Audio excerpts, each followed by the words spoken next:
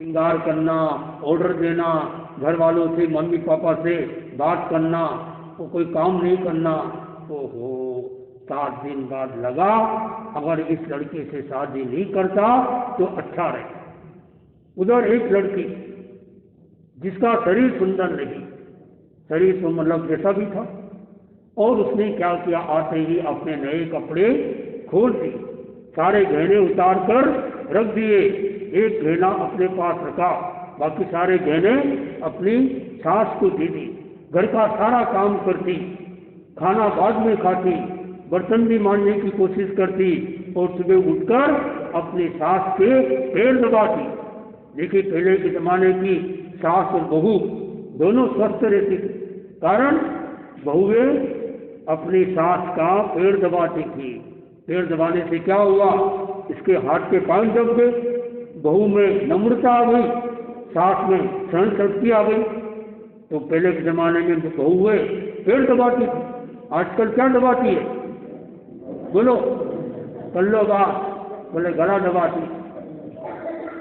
जमाना आजकल तो यूज तरीका हो गया, झुकते ही नहीं, ऐसे ही कर ले, दूर से खड़े ऐसे। कितने धीरे धीरे ये झुकने से कितना बड़ा फायदा, कितना फायदे थे, लेकिन सब हो। तो उसने ऐसा व्यवहार किया। ओहो, 7 दिन बाद सबने कहा ये घर में लड़की क्या आई है, लक्ष्मी आई। आजकल तो घर में लड़की आती तो यही बोलते हैं, पहले के समय में अब अंतर तो आ गया। पहले के समय में घर में कोई लड़की का जन्म होता था तो लोग रोते थे। पंजाब में आज की परंपरा है, पंजाब में घर में लड़की का जन्म हुआ तो लोग पल्ला लेते हैं, बोले क्या हुआ, बोले लड़की हुई, ऐसा बुरा मान। और पहले के समय के लोग, यानी अभी कुछ सालों पहले जब लड़की होती थी तो लोग ऐसे मुंह मुचकोड़ते जैसे इमली का अचार खाया था। और आज अगर किसी घर में लड़की का जन्म होता है तो खुशियां मनाते कि घर में लड़की क्या आई है, लक्ष्मी आई है। तो लड़की भार नहीं, उपहार है, गले का हार। देखिए, नेहरू जी की एक लड़की, क्या नाम, इंदिरा गांधी, सारी दुनिया के लोग जानते हैं, एक ही लड़की। और महात्मा गांधी के 3 लड़के, तो इसका नाम भी नहीं जानते होंगे। मतलब मैं नहीं कहता हूं कि पुरुष का महत्व नहीं है, मैं नहीं कहता हूं कि महिलाएं सब कुछ है, यानी दोनों का महत्व है। हमारे धर्म संघ में आचार्य तुलसी ने शादियों को भी महत्व दिया। और आज देखिए, भारत के अंदर राष्ट्रपति कौन, महिला, महिला राष्ट्रपति बन गई। धर्म संघ के अंदर में सब शादियों की हेड कौन, शादी कौन का, विशुद्ध विभाजी साध्वी महिला है। कितनी महिलाओं ने कितने कितने क्षेत्र में काम किया, महिला कहाँ से कहाँ पहुँच गई, अंतरिक्ष में भी पहुँच गई, हर क्षेत्र में। मैं रशिया में गया तो वहाँ रशिया में, रशिया की विशेषता रही, एक तो वहाँ पर आदमी कम, यानी लड़के कम, लड़कियाँ ज़्यादा, 10 में से 7 महिलाएं और 3 लड़के। जैसे हिंदुस्तान में अगर कोई लड़कों को देखे तो लड़कियां भाग जाए, वहाँ लड़के भाग जाते, तो बचने के लिए, कोई परेशान न करे, ऐसा। तो हर क्षेत्र में वहाँ पर मैंने देखा कि महिलाएं, तो हर क्षेत्र में महिलाएं काम करती है। लेकिन आप बताना, ये प्रश्न का जवाब आप बाद में देना, प्रवचन के बाद, कि महिलाओं ने बहुत विकास किया, लेकिन ऐसा कौन सा क्षेत्र है, ऐसा कौन सा फील्ड है सर्विस का जिसमें महिलाएं काम नहीं करती, आदमी काम करते। एक ऐसा फील्ड है, महिलाओं ने बहुत क्षेत्र में काम किया। इवन दो ट्रैफिक पुलिस में भी महिलाएं पहुंच गई। आज से जब 12 साल पहले, सबसे पहले ट्रैफिक पुलिस में जब महिलाओं ने काम किया अहमदाबाद में, जितने एक्सीडेंट उस दिन हुए उसके पहले कभी नहीं हुए। समझ गया, सब महिलाओं को देख के, अरे वो ऐसे ऐसे कर रही है, इधर एक्सीडेंट हो गया, उसके बाद शाम को उसकी छुट्टी हो गई, अब तो कोई नहीं देखता, उस समय की बात बता रहा हूँ। तो महिलाओं ने भी काफ़ी क्षेत्र में विकास किया, लेकिन कुछ ऐसे क्षेत्र बाकी है, खासकर हिंदुस्तान में। आप बताना, महिलाओं के लिए प्रश्न है कि महिलाओं ने कौन सा ऐसा क्षेत्र है, सर्विस वाला क्षेत्र, नौकरी वाला, जिसमें महिलाएं काम नहीं करती, आदमी काम करते हैं। अब आदमी के लिए प्रश्न है, आदमी ने भी बहुत विकास किया, पुरुषों ने बहुत विकास किया, सब जगह हर क्षेत्र में पहुंच गए। ऐसे कौन सा सर्विस का क्षेत्र बाकी है जिसके अंदर में महिलाएं काम करती है, आदमी काम नहीं करता? ये मेरा प्रश्न है, होमवर्क मान लो या प्रवचन के बाद आप जवाब देना, आपसे नहीं आए तो फिर हम बताएंगे। तो ऐसे इस तरह से तो दोनों में आत्मा है, साधु में चारित्र आत्मा, साधियों में भी वही, दोनों में कोई अंतर नहीं। अंतर थोड़ा बाहर से हो सकता है। और तीर्थंकर बन गई महिला, देखो मल्लीनाथ तीर्थंकर महिला थी, तो दोनों में भेदभाव नहीं रखा जाता है। जनरली धर्म के क्षेत्र में, अध्यात्म के क्षेत्र में सबका अपना महत्व है। तो इस तरह से तो उस महिला ने कितना मतलब अपने स्वभाव से, और कुछ नहीं, आपको क्या चाहता, दो शब्द अच्छे बोल, घर में कोई घी ढूल गया, अब गुस्सा करने से क्या घी वापस आ जाएगा? अब ये सावधानी रखो कि आगे घी न ढूले, घी ढूल गया, एक बर्तन गिरा अंदर, बाहर आवाज आई, बच्चे से पूछा पापा ने ये बर्तन किसके हाथ से गिरा? बर्तन गिरने के बाद थोड़ा सा ध्यान लगाया और कहा पापा जी ये बर्तन मेरी मम्मी के हाथ से गिरा। पापा ने बोला क्या तुझको केवल ज्ञान हो गया? क्या ये बर्तन तुम्हारी घरवाली के हाथ से नहीं गिरा?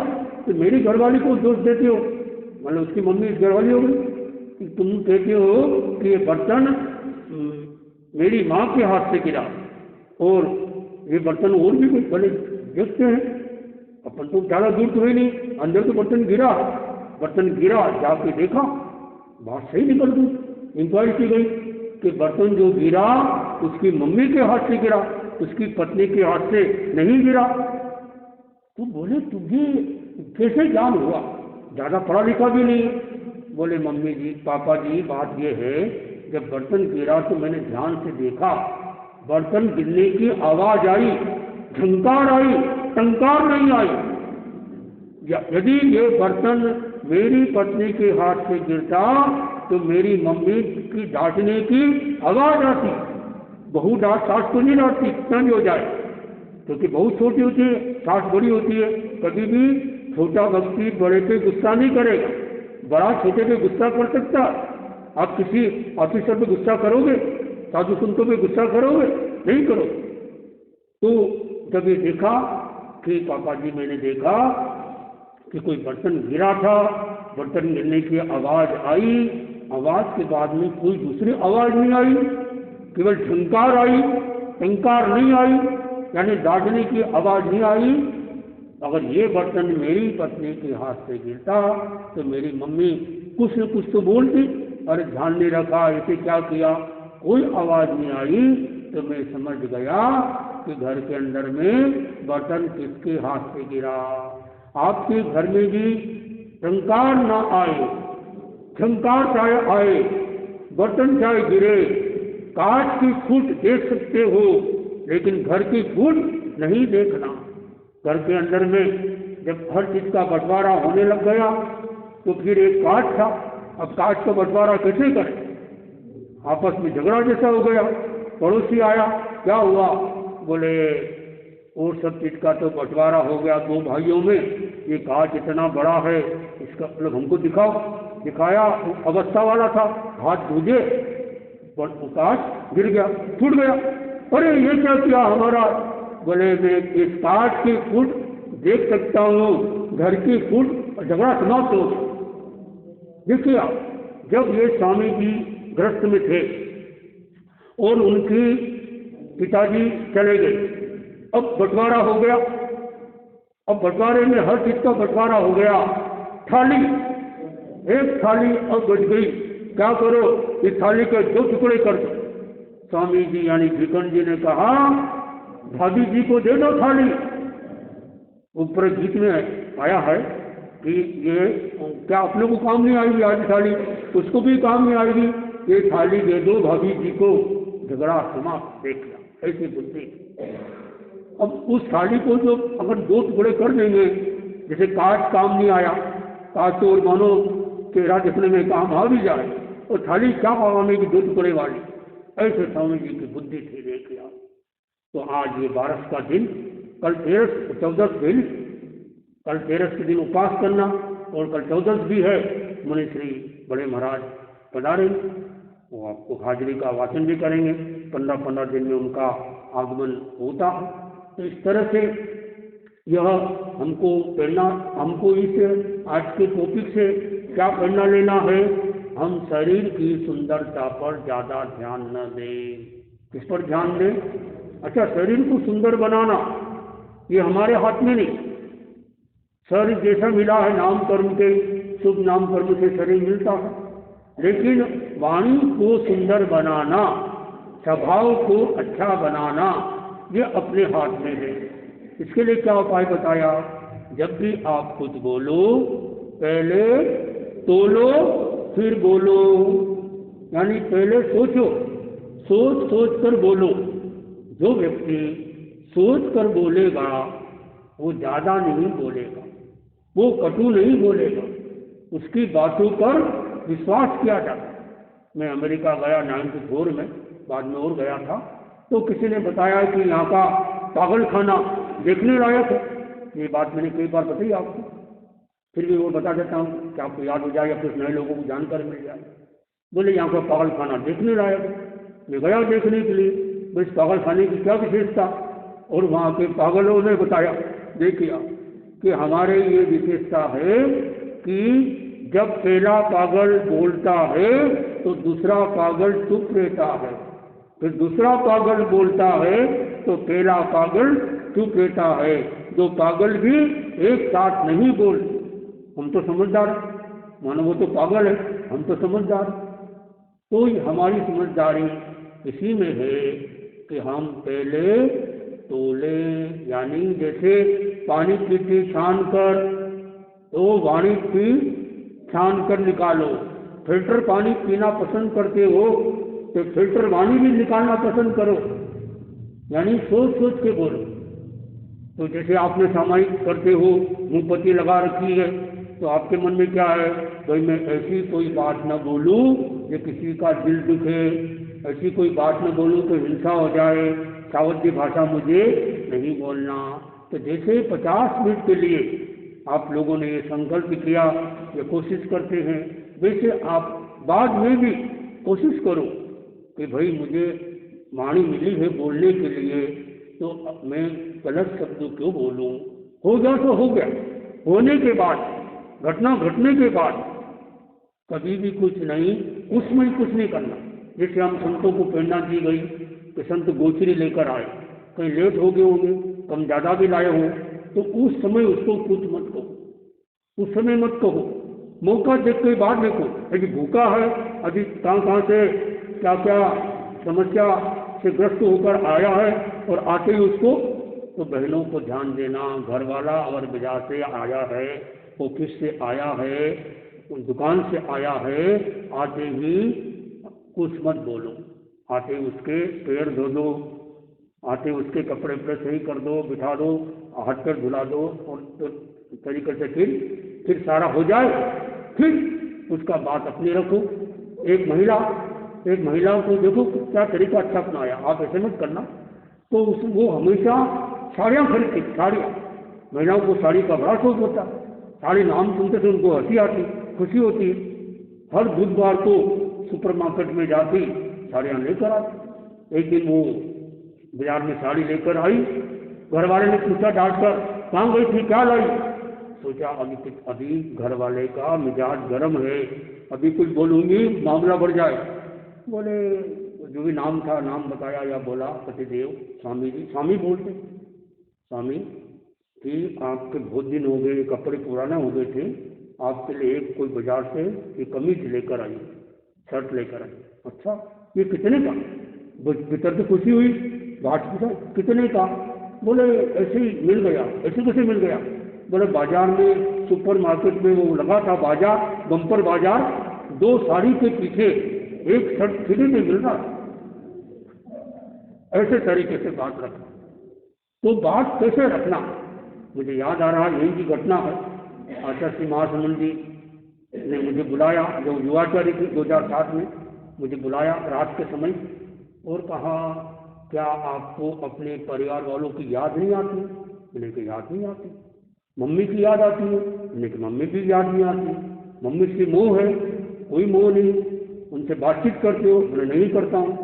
सारी बात करने के बाद में आचार्य ने कहा कि तुम्हारी संसार पक्षी मम्मी का स्वर्गवास हो गया। और सीधे बोलते पहले स्वर्गवास हो गया तो पता नहीं अपने को क्या हो, लेकिन देखो बात को कैसे धीरे धीरे बोले ये अभी संभल गया, बात को कैसे रखना, ये कला होती है आचार्यों की, बड़े लोगों की विशेषता होती है। एक बार की बात, गंगा शहर में था, मैं समन था 2014 में शायद, तो मैं भिक्षा के लिए जा रहा था। तो मैंने कहा गुरुदेव भिक्षा किया गया, ठीक फिर बुलाया। तो देखो ऐसा है, यहाँ बहुत सारी गोष्ठियाँ होती है, जितनी भी अंतरंग गोष्ठी होती है उन गोष्ठियों में भाग ले लेना चाहिए।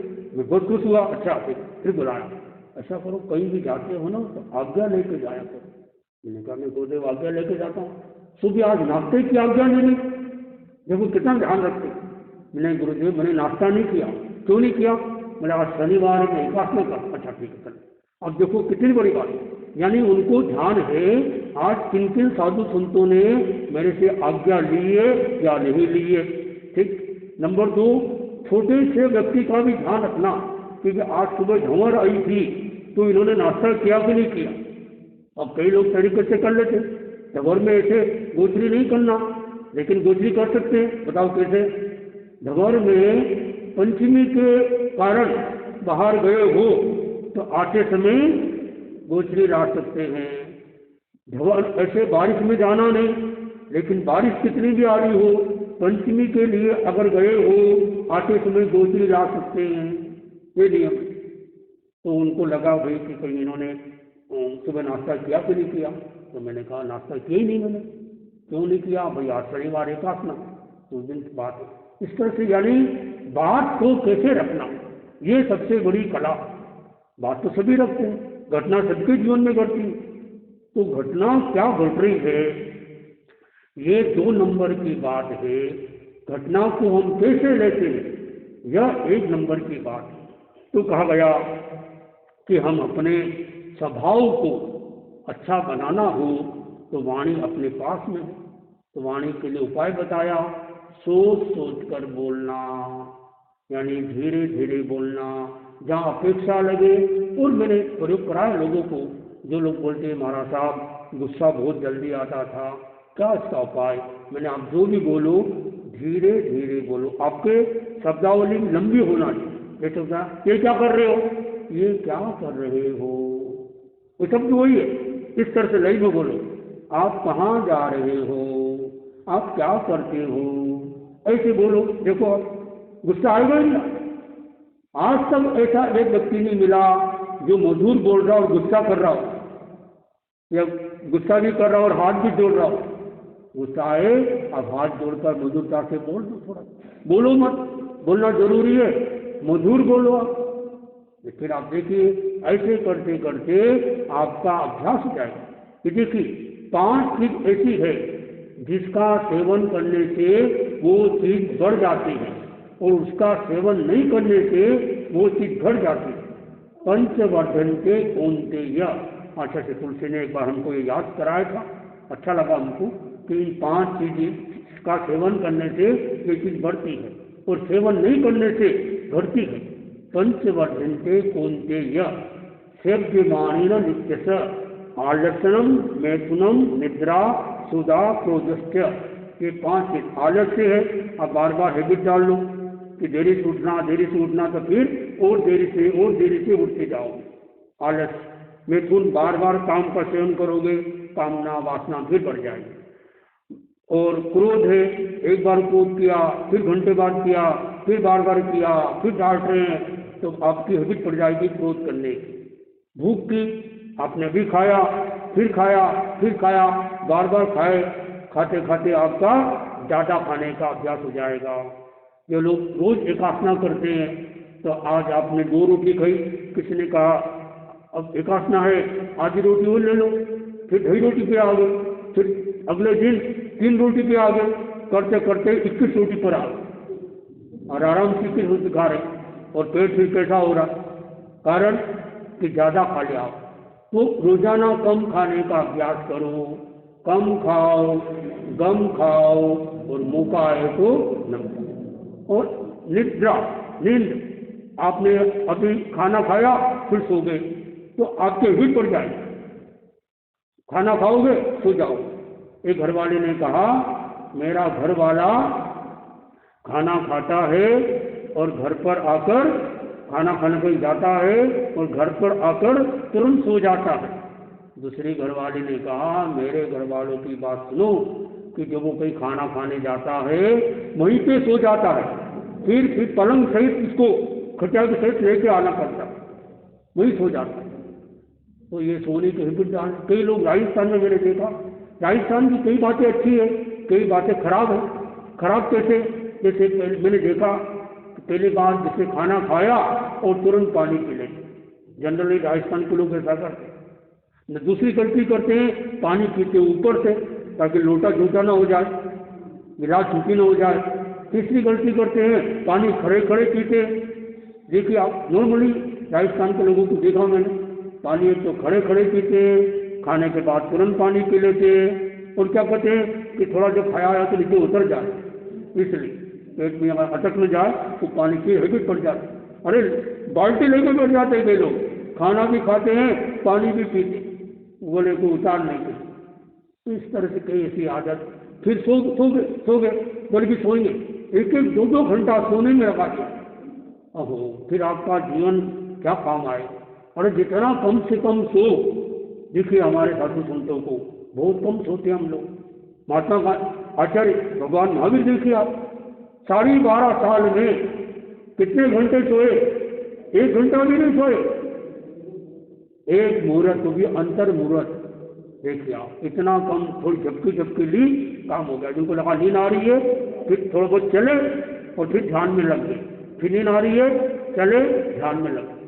और आप तो नाश्ता भारी करके आए, प्रवचन में बैठे और प्रवचन में आपने माला ले ली, और कई बार देखा या तो ऐसा नहीं है वो माला भी गिर जाती है, कई बार माला खेलने वाले भी गिर जाते हैं। जब टकराती है कुर्सी से माता पर होता है अरे अरे गिर रहा हूँ, ये किसी को ही गिर जाता। तो ये ऐसा नहीं होना चाहिए। तो इस तरह से 5 चीज याद रहेगी आपको। इन 5 चीजों का जितना कम से कम सेवन करोगे ये इनकी आदत आपकी कम हो जाएगी। जितना ज़्यादा बार बार इसका सेवन करोगे तो इससे आपकी आदत वापस करने की बढ़ जाएगी।